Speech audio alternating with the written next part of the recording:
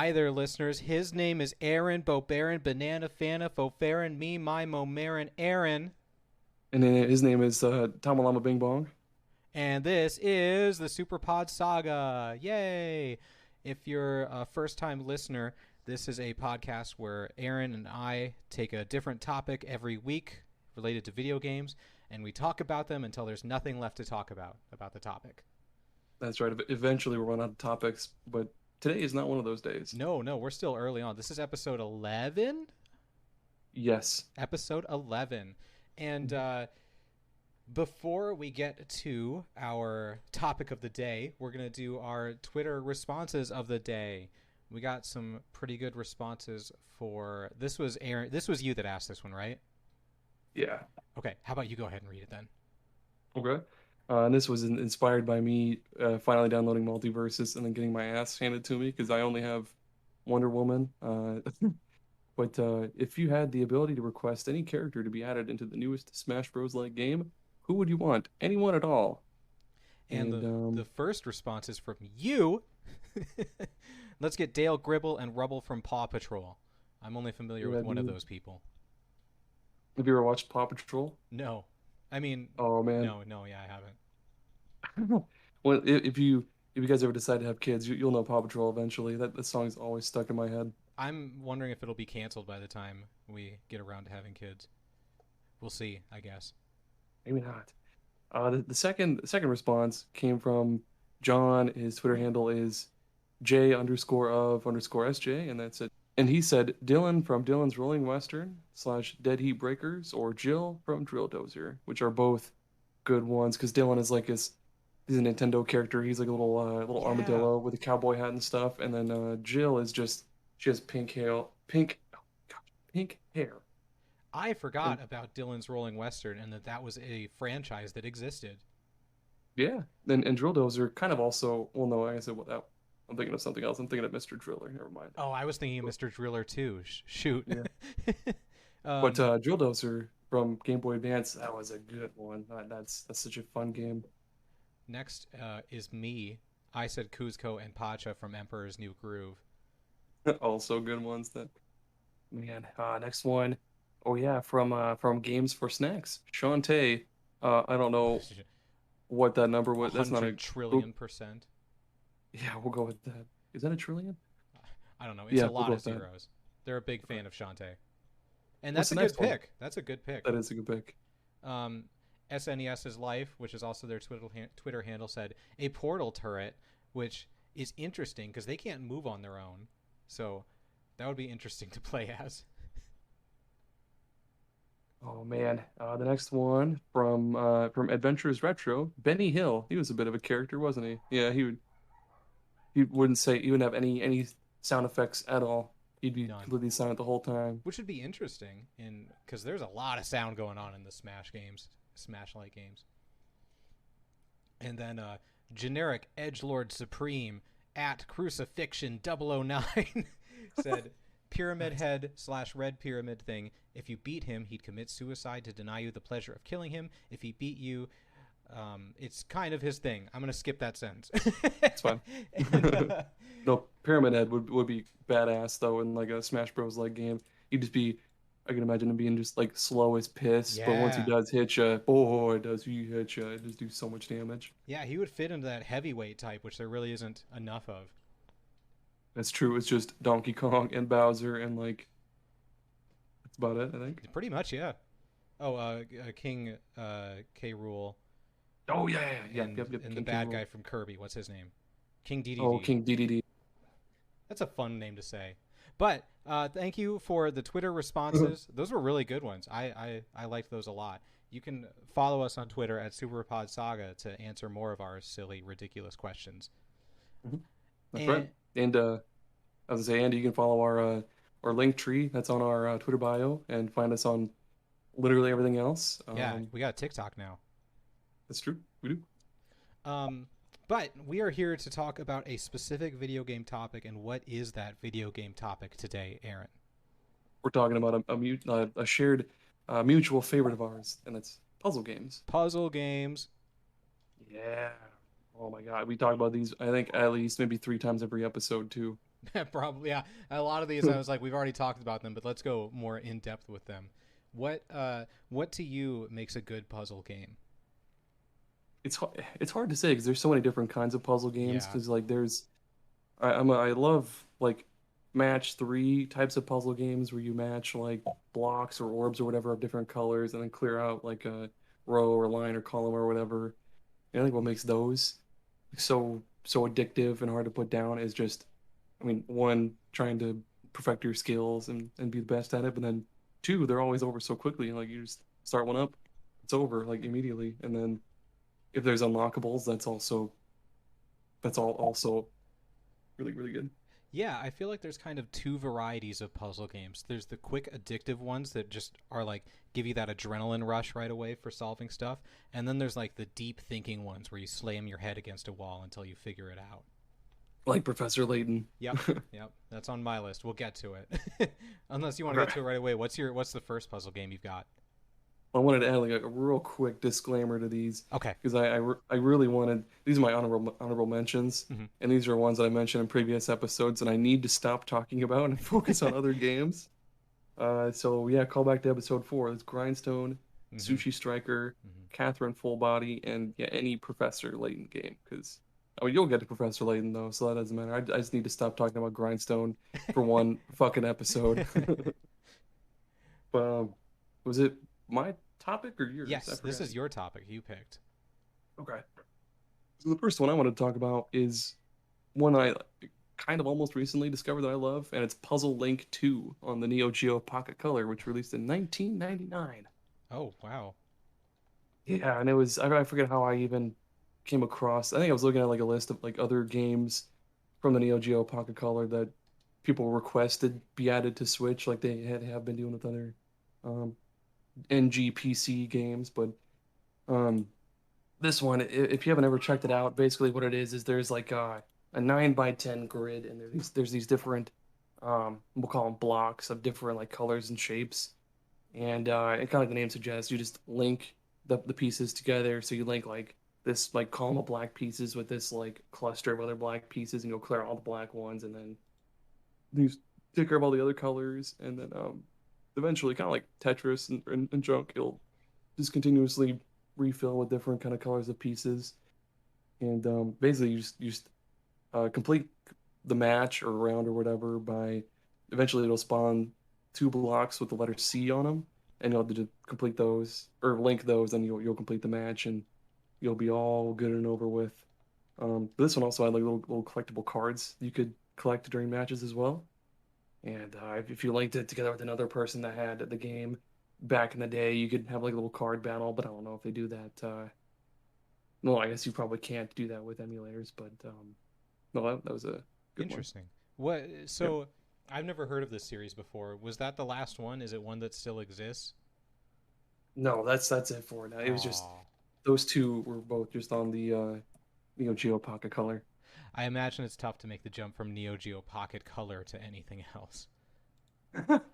It is like a lot of the games that they ported from that guy to the Switch seem kind of, I guess, like archaic a little bit, but um, yeah, it was basically it's essentially Neo Geo's Game Boy Color, but they had a lot of really good puzzle games and even fighting games, which you don't really ever see a lot on a handheld. No, especially not a handheld from the '90s. Yeah, they made it work somehow. They had a lot of really good ones. That's mostly what the Neo Geo Pocket Color is known for, is how many great fighting games it has. I'm just curious because like when you said the Neo Geo, it was 1999. That really surprised me because I don't think I'd ever even heard of it until recently because it just wasn't in my scope of influence. When did you learn about the Neo Geo Pocket and games? It definitely, yeah, wasn't in the 90s or anything like that. I think I only learned about them like when I started collecting video games back in like Mm, maybe like 3 years ago or so, because okay. I was looking up different Metal Slug games because um, on the original, well, I guess I shouldn't say the original, but on SNK or Neo Geo's very first home console, the Neo Geo AES, it's stupid expensive. The console alone, the games are also stupid expensive. I was trying to find like any Metal Slug game or port that's cheap, and I found two on the Pocket Color, and I was like, "What the hell is that?" And then I saw it, and I was like, "Dude, that's sweet." And then eventually they started porting some of the games to Switch. So hopefully, if Puzzle Link 2 comes to Switch and they bring back the multiplayer with the card game, that'd be super sick. I think we'd have you to thank if they do that. They're obviously listening Yeah, to this podcast. they should. SNK, Neo Geo, or whatever you guys go by now. I think they were sold to like some Saudi Arabian prince recently or something. But if you're Oh, listening to this, please port Puzzle Link and Puzzle Link 2 to the Switch, yes, please. please. Um, I've got a game that was also a handheld originally, and now it's like on everything, so totally different. But Tetris. I'm going to talk about Ooh, Tetris, the do it. granddaddy of puzzle games, but also one that I genuinely love.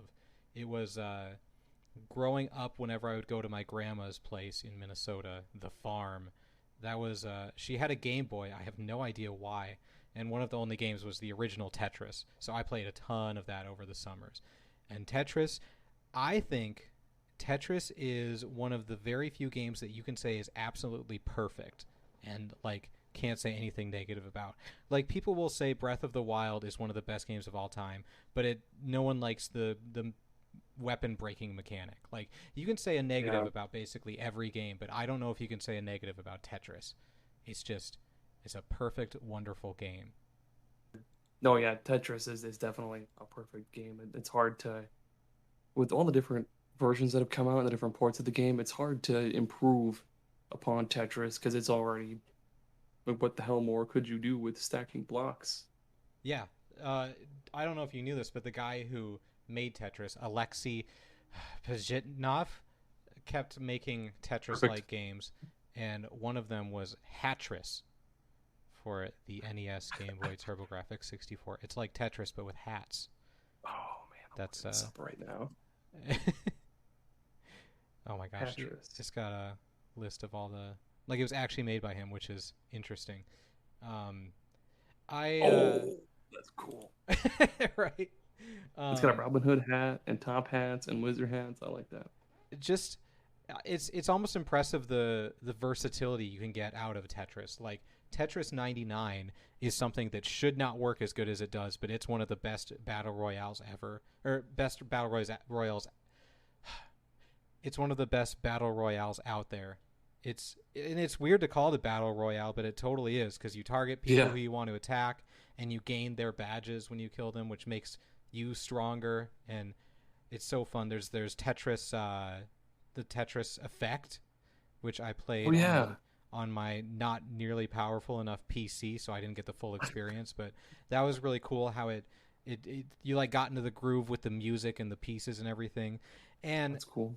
that had I only tried it once. It had a multiplayer mode. It was a co-op mode where you would have these AI enemies and you and I want to say two or three other people would be doing your own puzzles, sending lines at the same time, but once you reached a certain threshold, those barriers between your boards would go away, and then you would all four be placing pieces down on this giant map and sending these huge lines to the enemy. So that's like how you would Yeah. do major damage to the boss. So it was just like Holy a yeah, it was just like a cool cooperative Tetris thing that they somehow made make sense. And that's the newest one, right? Tetris Effect. Correct. Cool. I gotta check that out then. Um, did you ever play was it Puyo Puyo Tetris? I played the demo because that was an early Switch game, right? Yeah, that was 2015, I think. I Maybe. played the demo, and I Puyo Puyo is the same as Doctor Robotnik's Mean Bean Machine, which I have far more Exactly. experience with. But yeah, I couldn't get used to the Puyo Puyo half. There's definite strategies to it that I just didn't know, and so having to Yeah, switch back and forth, I was like, I just want the Tetris. yeah, I'm really bad at Puyo Puyo. Like there's a mode in Puyo Puyo Tetris where like you'll start off in like one game. Like say you'll start off in Tetris and then it'll count down and you'll switch to the other game mode Puyo Puyo or whatever, and then I'll just be like, well, fuck, I'll stop playing because I suck at this game so much. Yeah, And then I'll yeah. switch off to Tetris and I'll be like, yes, oh my God, Oh, I'm a and then it's master, I'm the dominating time. man. Yeah. Yeah, baby. Oh Thanks, man, and Tetris. then Yes, thank you. What was his name again? Oh, it's Alexei Pajnitov. Thank you, Alexei Pajnitov. Um, the next one I had on my list is I guess it's kind of based on the one I talked about earlier, the Tetris Attack, Hmm. or as we know it now, Panel de Pon or Puzzle League. But yeah, it's Pokemon Puzzle Challenge. Oh, I've heard that's so good, and I haven't played it. Yeah, this was the Game Boy Color in the year 2000. And it's also on the 3DS eShop if anybody has one of those. But yeah, basically just Tetris Attack, but with Pokemon. But what's cool is that is in like just the regular story mode or whatever. You'll go from gym to gym, and if you clear certain prerequisites or whatever, certain conditions, you can unlock different Pokemon to play as, which don't do anything. They're just there to look at and be cute and shit. But um, they also like throughout the while you play the game, they have different like remixes of the music from Gold and Silver, which is super duper cool. Wait, really? Yeah, it's Oh, I need to awesome. check those out. I've never heard those before. Yeah, and like when you're walking down the street to go from one gym to the next, I think it was like I think it's like Route 1 or Route 2. It's where it's like but it's like a little Oh, remix of it. whoa. Yeah, it's a pretty sweet game. I mean, you could probably emulate it too, honestly. But I mean, if you want to actually buy it, you can get it for the Game Boy Color or the 3DS eShop. So I'm looking at a screen, and you've got the blocks of colors, and is it just you can switch horizontally the pieces like left and right, or can you switch them up and down too? No, only horizontally. So it's Um, the it's they had a puzzle game like this in Mario Party. oh, I think so. Okay, that's interesting because I hated that so much in the Mario Party version. It's like my least favorite mini game.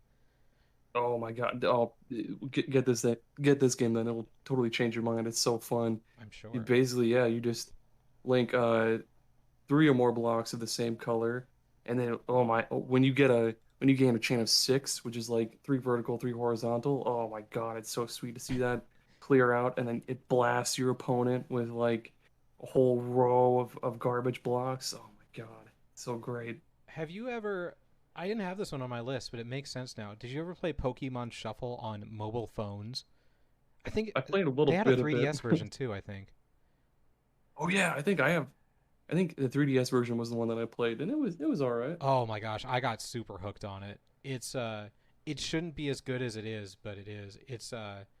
It's like level. So there's like levels of, and you have to face a different Pokemon, and then once you beat the stage, you have a chance to catch it, and then once you catch it, you can use those Pokemon for the rest of the level. So if you're facing a Water type, you can be like, okay, well I'm gonna fill my team with Electric type, and then that's the actual pieces in the puzzle, and it does more damage.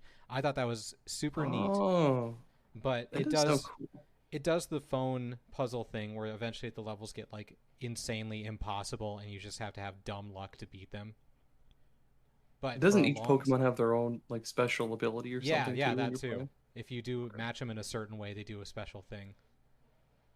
God, I tried so hard to not include mobile phone puzzle games because I also am still somewhat hooked on I think it's called Puzzle and Dragons or Puzzle X Dragons Oh or yeah, whatever. Like that game I still go back to every now and again, but yeah. Pokemon Shuffle. I'm gonna probably play more of that now that you mention it.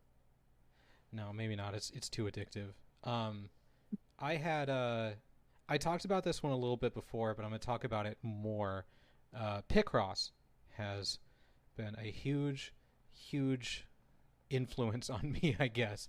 And surprisingly, the first place I discovered Picross was on a website called armorgames.com, which was one of the websites where you could just find games back in the 2000s. Because that used to be a thing, web games, believe it or not. That's where we at school went to play our games. And yeah, one of them was Picross, which I'd never heard of before, and it explained the rules. Which there's a field of squares, and you have to fill them in based on the numbers along the bottom and the side, and that tells you how many squares in each row and column are filled. And it hits my brain in that perfect sweet spot because I just see all these numbers, and like learning all these advanced techniques and just doing them. Like I had a friend who would do Picross too, and he would be like, "How do you know that that's there?" And I'm like, "Well, this is a 14, and the thing is 15 squares wide. So if it goes from here or here, you know that all these are going to be filled in no matter what." And he's like, "What are you talking about?" And I'm like, "It works, okay." Oh, I Uh, I will say I got there was Picross 3D for the DS, not the 3DS, just the DS, and I did not like it. Everyone really reviewed it highly, but it just didn't work in the same way that regular Picross did. But regular Picross is awesome. There's like 18 of them on the Switch. did you know that they had Picross on like the NES Hmm. and like the Game Boy and Game Boy Color and stuff? Yeah, there's one on the eShop that's in all Japanese. Oh yeah, on the Switch. Yep, Yeah, it was like not Mario's the eShop, yeah, Picross or something. the Nintendo, Yeah. whatever it's called. Yeah, I played a bunch of that. That one's really interesting. It's got like a so Picross is either they have it be time based or lives based, where you just try and solve it. Time based is like you solve it as fast as possible. If you make a mistake, it's whatever, you can just keep going. Or there's lives based, where if you make a mistake, it takes away your lives. And I much prefer time. Like I would rather make a mistake and it not tell me.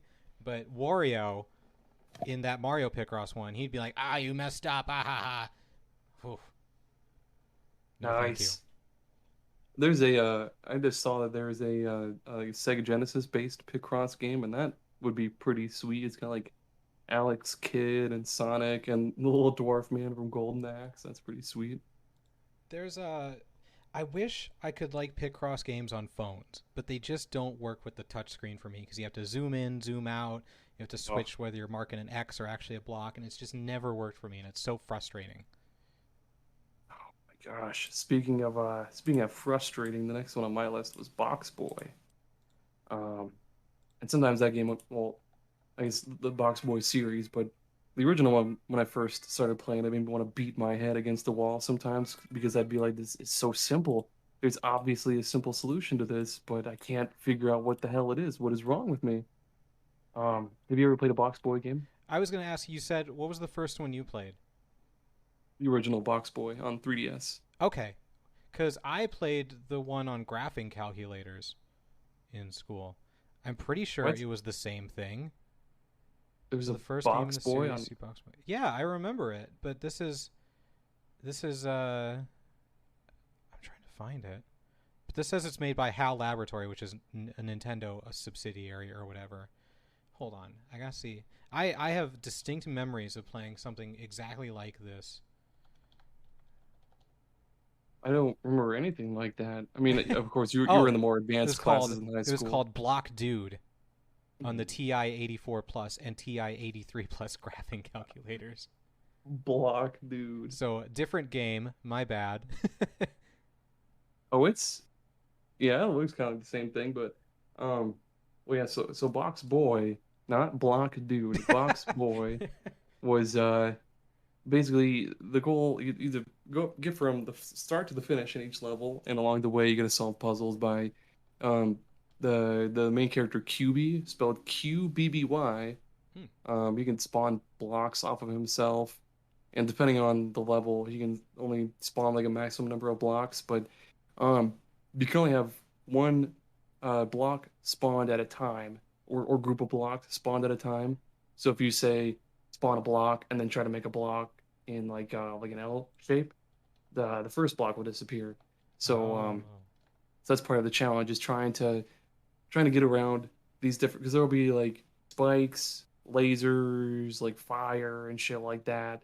And you'll have to navigate through this level with only getting like one box out at a time or something. So they're they have a hint system that you can use on the I know they ported it to Switch, so I don't know how the hint system works on there, but on the 3DS, oh man, on 3DS they had these things called play coins where when you walk for like a certain amount of time or whatever, you'll generate a play coin on your 3DS because it had that stepometer. I forget what the hell those are called. Pedometer.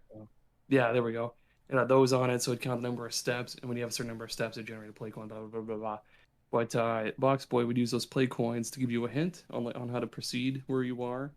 Um, and yeah, it's I tried my best to not use those hints because I feel like I'm pretty good at puzzle games, but sometimes shit just does not make any sense. Ugh, Um, I hate getting tempted by hints because it's always right there, and I'm like, no, I can do this. I can do this. and like there's obviously something that I'm not thinking of that's right there, but no, I do admit to having used the hints quite a few times. um, but what's also cool is that in each level there's like what 3 crowns I think you can collect, and those crowns are basically like a currency you can use to unlock what is it? You can unlock tutorials on like advanced maneuvers with blocks, like different costumes, like music tracks and stuff like that. And the costumes are cool because they'll add like different abilities depending on the costume. Like there's a like a superhero one, a ninja one. I think the ninja one gives you a double jump, I believe, and then the superhero one makes it so like your jump you don't land automatically. You kind of hover like a little bit, or you like slowly I guess fall or descend. Um, but yeah, if you have 3DS or Switch, they're super duper cheap. So go buy it before they're gone. Go buy it before they run out of digital copies. Exactly. Um, Speaking of games with hints, I'm going to talk about Professor Layton. Yeah, do it. Professor Layton and the Mysterious Village was a game I had on the DS, and it like was one of those super influential games for me because it was the combination of a really interesting, well done story, incredible music, and awesome puzzles that just like hit everything for me. There was a long time where I was like, this is my favorite game of all time. I just absolutely adored it. And I guess you would call it a point and click adventure with puzzles everywhere. And what I really liked about it was the inclusion of the puzzles made sense in the story, especially the first one.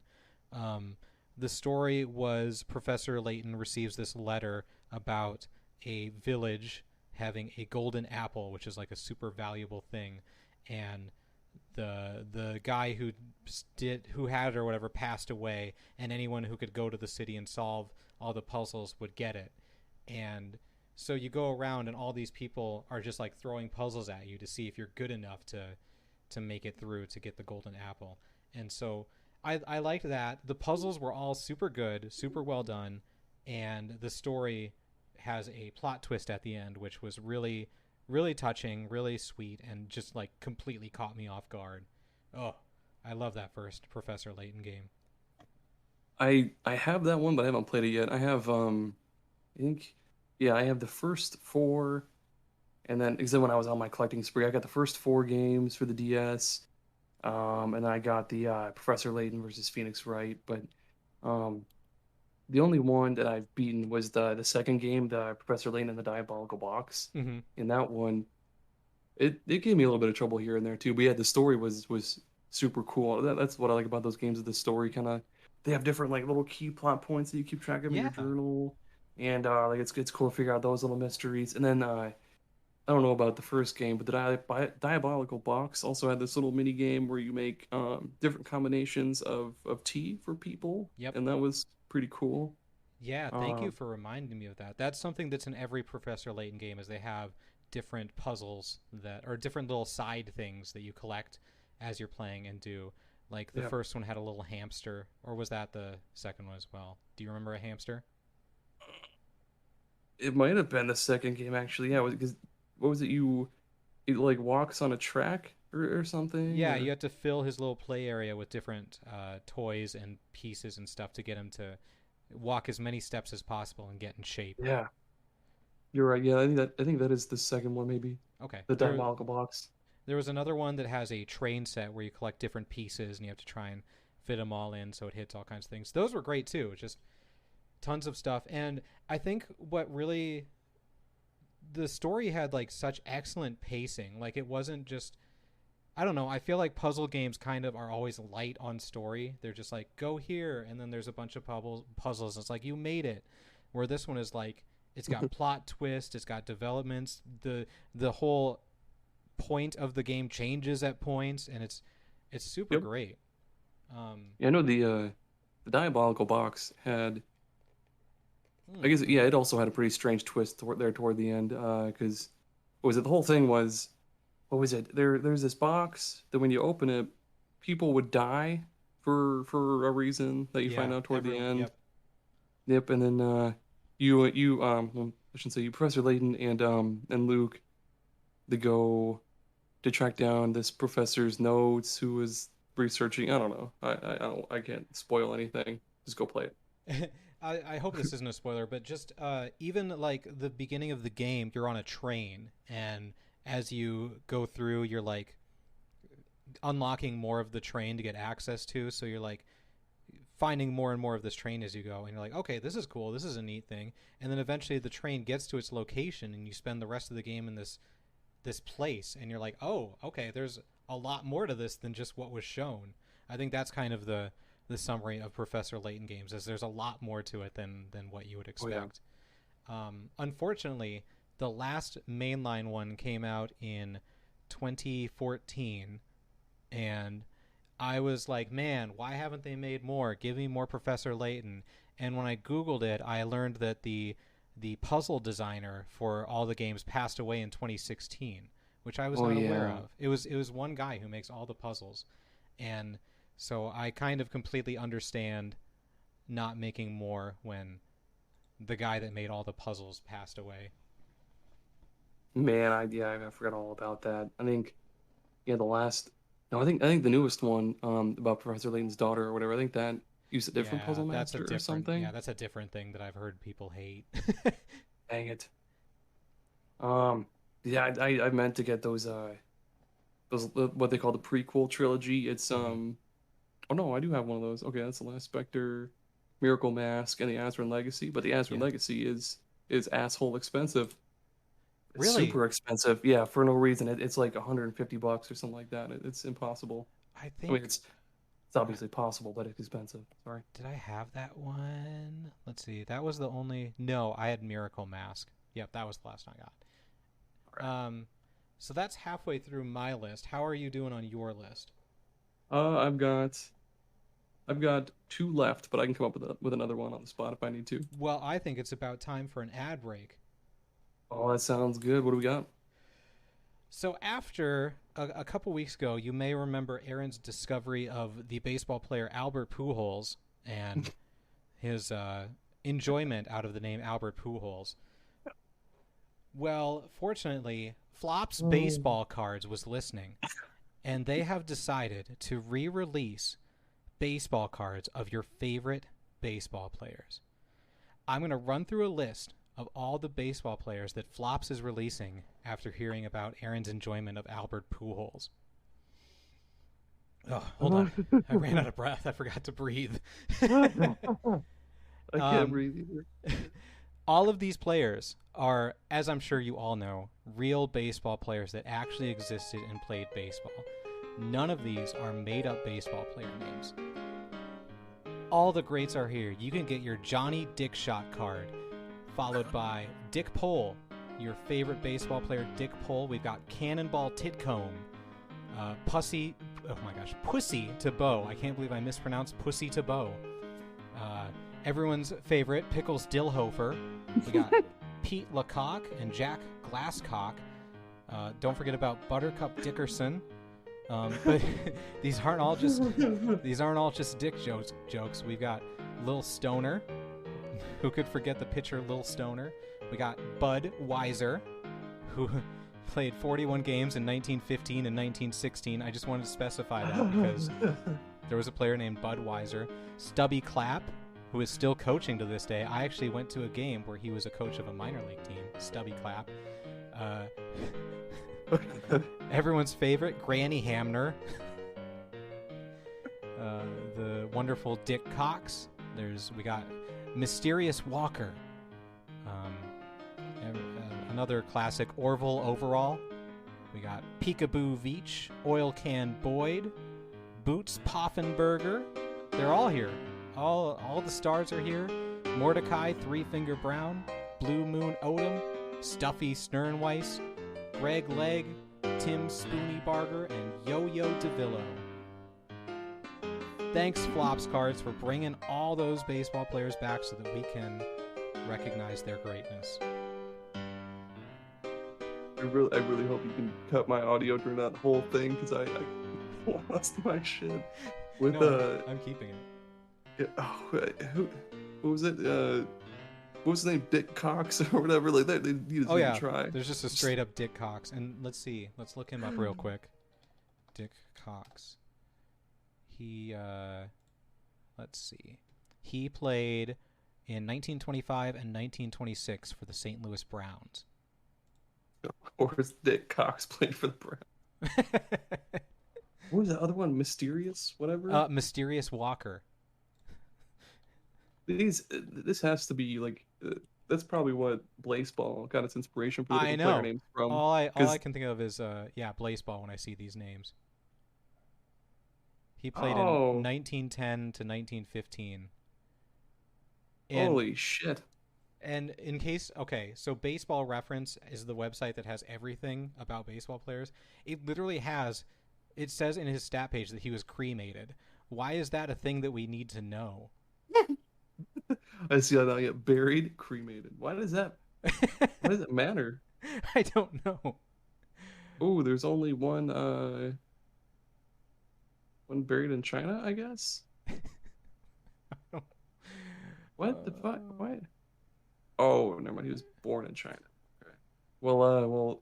Speaking of China, the next one I have on my list, it has nothing to do at all with China. It's Carrion. They both start with C. That's true. They both. Speaking of C's, Carrion.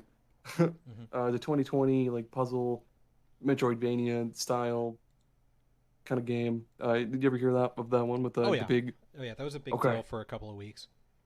Yeah, so I bought that one day one because it sounded awesome. But yeah, you just play as this big like undulating mass of tentacles, and basically you're just supposed to escape from this facility or whatever, and along the way there's different puzzles that you'll have to get through in order to gain access to different areas or get past certain obstacles and stuff like that, because there'll be fire which kills you pretty goddamn quickly, with like lasers and turrets and shit like that. But yeah, essentially like whenever you take damage you lose mass off your body, and in order to regain mass you eat soldiers and other people, and there's certain soldiers that have armor or like they'll fight back or whatever, so you got to find a way to because if like a soldier has a gun and he sees you, obviously he's gonna shoot you dead. You got to find a way to take him, knock him out, and then get the gun out of his hand or whatever, or then eat him and all that stuff. But yeah, you can also gain access to other different areas and moves and stuff like that with different skills or whatever. I forget what they're called exactly. But there's stuff like one of the abilities lets you turn invisible, so you can sneak past stuff. There's one that lets you shoot spider webs at people, so you can shoot like a spider web at like a big armored dude and then pull him in and eat him, and it's great. Another one lets you grow spikes, and like there's another power that I guess like hardens your outer shell or whatever. But you just find these different like radioactive containers or whatever that you slither into, and you get new power and stuff like that. And oh my gosh, it was so much fun. It's so great. It reminds me of Prototype, if you've ever played that. I haven't heard of Prototype in so long. Yeah, it was super duper fun. I think it's interesting that we were going to talk about puzzle games and you were like Carrion, because I don't know if I've ever heard anyone refer to it as a puzzle game, but it makes sense. And when you kind of think about it, Metroidvanias are kind of in their own way puzzle games, just in a roundabout way. Yeah, I mean like it has you solving puzzles, so yeah. I put it as like I would think of it as more like I would think of it more as like a puzzle game than a platformer, because I guess no, you still do go up platforms sometimes. I think of it as like a puzzle game. Yeah, I got. Oh, and I should. Oh, sorry, go on. I was just saying, but the last thing I wanted to say is my favorite part of the game is the start menu, because the start menu is just like inside of it basically, and there's all these rows of like teeth and tentacles and shit. And each time you like click an option, it goes further inside of it, and it's great. But that's good. Yeah. I had a game that, in a similar way, you wouldn't think it's a puzzle game at first, but it totally is. It's Into the Breach. That basically is. Yeah, That's a yeah. good one. It recently released on mobile phones through Netflix, and boy, oh boy, am I falling in love with Into the Breach again. It's a if you haven't played it, it's an 8x8 grid, and you have three mechs that take up a space, and there are buildings throughout it and different land types, and then there are these kaiju like bugs that pop in, and you got to stop them from killing all the buildings and stuff. And it's a turn-based game, like there have been tons of turn-based grid-based games, but what this one does differently is on your turn you see exactly what the monsters are going to do. You're going to see where they're going to attack and how much damage they're going to do, and it's up to you to use your moves to either push them out of the way or kill them so that they don't do what they're going to do.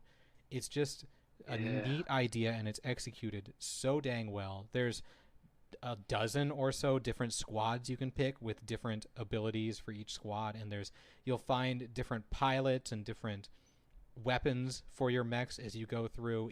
No run is the same, and it's got tons of versatility. You can even pick you can have it pick a random team for you if you want, which sounds like a recipe for disaster. There's 4 difficulty levels. It's just got so much stuff crammed into it, and all it is these little 8x8 battles. Like, the battlefield itself is so small and so tiny, but I'll stare at it for like 15-20 minutes at a time because I'm like, there has to be a way to get through this without losing anyone.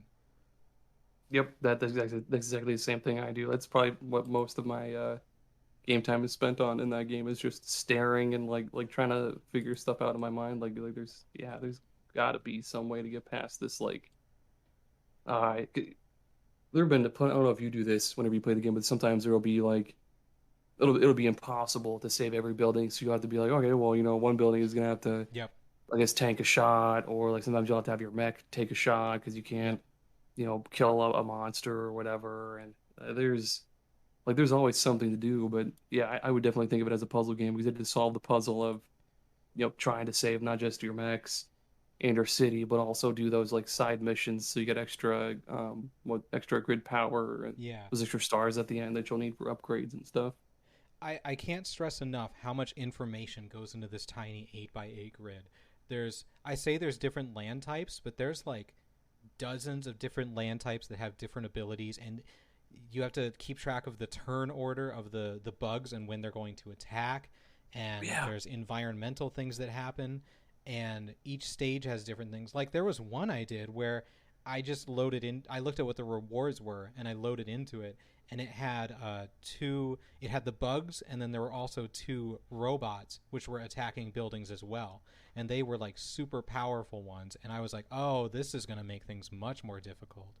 Or like I went to a place and attacked a thing, and I was like, cool, no one's going to get hurt this here. My guy's going to take a hit, but that's fine. Not realizing that I was standing on a forest, so when my mech got attacked, now my mech is on fire, and it's going to take damage every turn. Or Oh yeah, or yeah, you say you give an example.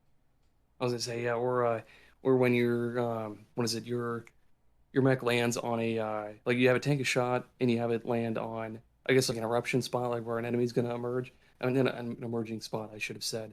Mm-hmm. But yeah, you end your turn there, and you're like, oh, it's fine. I'll just repair, and my mech will be fine. But then, nope, it's gonna take a damage from that guy coming up, and then you'll probably end up getting like shot or um, oh, what the hell is it called? The environmental things like a tidal wave or like the earth just like collapsing basically on Yeah, certain yeah. biomes.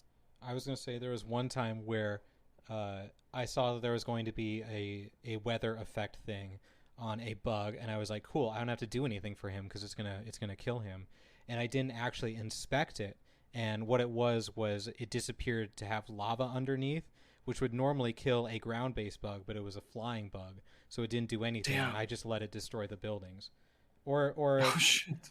there have been so many times where I've accidentally killed a pilot because I put him in danger without realizing it. There's just so much to keep track of, which sounds like a negative, but it's absolutely a positive, because there will be times where after 20 minutes staring at a screen, you figure it out and you're like, I just push this guy here. I use my lightning thing to kill these two guys so that he's out of the way so that I can push this guy there. Everyone's safe.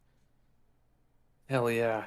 One of It's my a favorite squads to use is it's called Cataclysm, and there's the big actual like the big like bipedal mech. He can just pick monsters up and just throw them. And there's a little drill guy who, when he kills a monster, it'll crack the four tiles adjacent to you, and then the other mech I think just fires three missiles in like a vertical column. mhm. Um, then each mech or each squad it just works so perfectly off of each other because they could just be like, oh, I'll kill this bug with this drill guy, and then it'll crack those tiles, and I'll have my one big guy just chuck a monster through that hole that I just spawned because of that cracked tile, and then it's so great.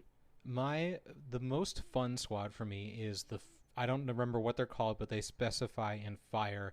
All of them are immune to fire, and they just set fire to every tile. Usually, it's only forest that can be set on tile or fire. Not these guys. They can set everything on fire. So, like at the end of each stage, all the tiles are just covered in fire, and I love it. Um, my favorite unit, my favorite mech, like surprisingly, there's one in a different squad that can switch places with either a mech or a bug, and that's it. That's all he does. He doesn't have any weapons or anything. He can just switch places, and eventually you can gain the power where you can switch with anyone anywhere. He starts off with it has to be line of sight, but eventually it Yeah, can be anywhere, and that is just so insanely useful to be like, there's a big guy here. He's going to cause a lot of problem. Let me just drop him into some water and insta kill him. It's just nice. insane. Oh, what a great game! Into the Breach. One of my other favorites too is or favorite mech I should say is the rock thrower guy. I forget which Yeah. squad he's part of, but it's so versatile because you could just be like, Mm-hmm. okay, I'm just gonna drop a rock on this guy and kill him, or you could drop a rock in front of like somebody that's shooting and block their shot, or you drop it on top of like in a where like a monster is gonna emerge from, block it, or you just throw a rock and like the force of it landing will push away the two like horizontal tiles, and that's also good. God, Yeah, what a great having an mech. Holy ability shit. that does damage, blocks, and pushes is insane. Absolutely insane.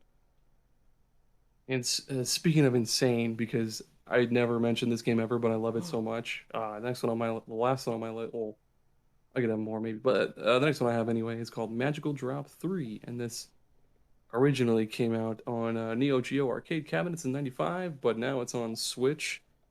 Um, but did you ever play any game like say like Puzzle Bobble or basically there's like colored orbs or balloons at the top of the screen, and you have to like shoot other colored orbs at those or same color orbs at those orbs to clear them off or anything like Yeah, that? very rarely. I know exactly what you're talking about, what type of game it is, but I haven't played a Okay. lot of them. That one is super duper fun because of course there's different characters that have different play styles. Like some will, um, because like whenever you shoot orbs, you'll reload a different set of orbs, and depending on the character, it'll be like three orbs of the same color, or like like say blue red blue or something like that. You'll spawn orbs of different colors basically, but yeah, you'll just shoot, or you can suck up a row of orbs and then shoot it at another row of orbs and stuff like that and Oh. clear them off. Um, and then there will be like different obstacles, like sometimes like a bubble will spawn, and a bubble doesn't have any particular color. You just gotta get it out of the way by shooting it with an orb so it pops. Um, Ice blocks, which are basically like garbage tiles and stuff from Tetris, they get cleared off once you remove a block or whatever adjacent to them and stuff like that.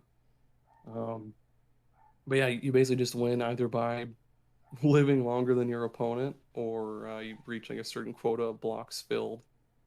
Um, and there's like a little like story type mode to it where you move along this like board game like board, and in a match or whatever you want to call it, um, there will be these little flames that you these little flame bubbles you pop, and the more of those flames that you collect, I guess, determines how many tiles you move on the board. And sometimes the board will be like, oh, go back two spaces, and you do the same match all over again, stuff like that. But um, no, it's fun, and it's got those cutesy little Japanese like anime visuals. Uh, it's great. That's another thing I love about puzzle games is the ones that iterate on past games.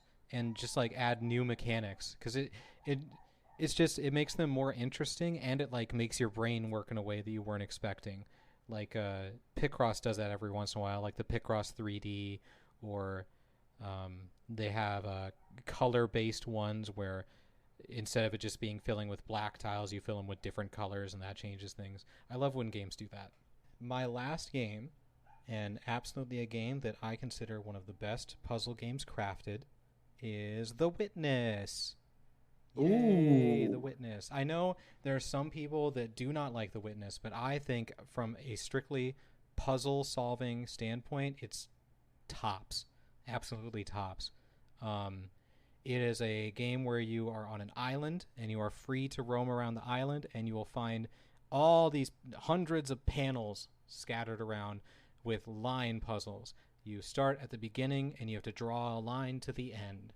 And it's just like a grid, and you just got to draw a line from beginning to end. And it sounds simple, but like it gradually adds more and more complex things, and how it does it is just in the most amazing thing. It's like learning a language. Like you'll go to different areas of the island, and it'll teach you a different new mechanic. Like that's cool. one of the first ones I found added like it was almost like a mirrored puzzle down the middle, so it would have two beginnings and two endings, and you would start at one beginning, and you would draw, and it would mirror it on the other side, and the from be, between the beginning and the end, it was different on each side. It wasn't the same on each side, so you had to kind of like cross back and forth and make sure you're seeing which side is which. And then it would add colors. So there was one that was blue and one that was yellow. So you had to kind of mix and match that to figure out. You couldn't have them cross. You can't have the colors cross. And then the colors would disappear. God And so damn it. your mirror line would be invisible. And so you'd have to try and either remember it or figure it out with your brain. And then it just kept, you'd find a different section that would add a different puzzle type, and then they would start combining them. And it's just a puzzle lover's dream, just finding all these things and learning how they work, because no one's ever done puzzles like this. I think that's why I liked it so much, is because no one's made line puzzles or modifications to line puzzles. It's a totally unique puzzle type, and learning that language and figuring it out is so satisfying. That's yeah, that is also kind of like a unique one as well too. Like where other puzzle games are like, hey, match these tiles, or like, Yeah. hey, do all this. It's like, isn't it one where you walk around and you have to explore this place and do puzzles, or is it different Yep. from that? Yep. You explore the island and solve puzzles. And like I said, there's each area that has its own unique typing or language. And once you solve them all, it's like a key to the final area. And once you get all the keys, it's not a physical key or anything like that, but then you unlock the last area where it like combines everything together, and it's the hardest puzzles. That is cool. So, isn't yeah, I think it was The Witness. They have like one of the. I remember looking up a video a while ago of like the hardest puzzles in video Oh my games, and they had gosh. one involving the moon that was like impossible to figure out or something, or damn near impossible. What was it? That's one thing I love doing, is looking up videos of like the hardest puzzles in video games. What was it? I could tell you Witness. about one of the hardest ones in The Witness that I never solved. What is that? So one section, it just shows a screen, and the line starts at the left and ends at the right, and then this is hard to describe in words, but so it's a straight line from left to right, but then it's also got bumps that go up and bumps that go underneath, symmetrical. They're just like normal bumps up above, like four of them, and then four below, and it doesn't give you anything else but that. What you're supposed to realize is, as you're standing at this screen, there's a bird in the background, and it'll go like tweet, tweet, tweet, tweet, and so that's how you have to fill the line. Is you go middle, middle, up, low, and that's each one you go to has a different bird making different tweet sounds. And then there are some with like construction sounds, so you have to really listen to it. That's where it's just teaching you that. Way later in the game, you'll find a puzzle that has different mechanics that you've learned before, and you'll try and solve it, and like even if you do everything right on the screen, it doesn't solve it. It says you're wrong. What someone eventually realized is there is water dripping behind you, and the water dripping is in different notes, and you have to listen to that and use that as well when you're solving the puzzle. Something that, like, how would you even realize, oh, I should use this dripping water sound? How people figure that out on their own without a guide is just I never far beyond me. I didn't. Oh man, I'm looking up. I think no, never mind. Go ahead. I don't know. I was gonna say that's I had one more game, but it wasn't a banger, so I'm just gonna skip it.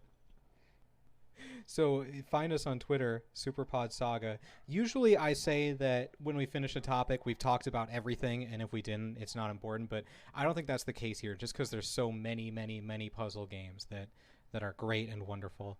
And if you have any puzzle games that you love, be sure to shout them out to us on Twitter. Like, literally just type it in all caps. Or you can email us at superpodsaga@gmail.com. What other social media things do we have, Aaron? Oh yeah, we got Facebook. I mean, I don't think anybody other than people I've invited follow us on the Facebook page, but it's if you want to, you certainly can. There's also Instagram where I post a lot of stuff on there. TikTok. I think that's about it. Yeah, so follow us there. I believe it's my turn for the next topic, correct? Yes, correct. Next week, we will be talking, the topic will be, back in my day. I just want to talk about things that were different about video games back in our day in the 90s and early 2000s, because gaming was totally different, and I love just reminiscing about how horribly different video games were back then. Oh my gosh, I've already got so many good ideas. Oh, I know. It's going to be a good one. I'm excited. I want to start building them out now, but I know I need to save them. Right? Yeah. So, look forward to that, listeners. Anything else, Aaron? Yeah, just follow us and interact with us, and we love you. Yeah, we love you. Thank you for listening. Bye. Bye.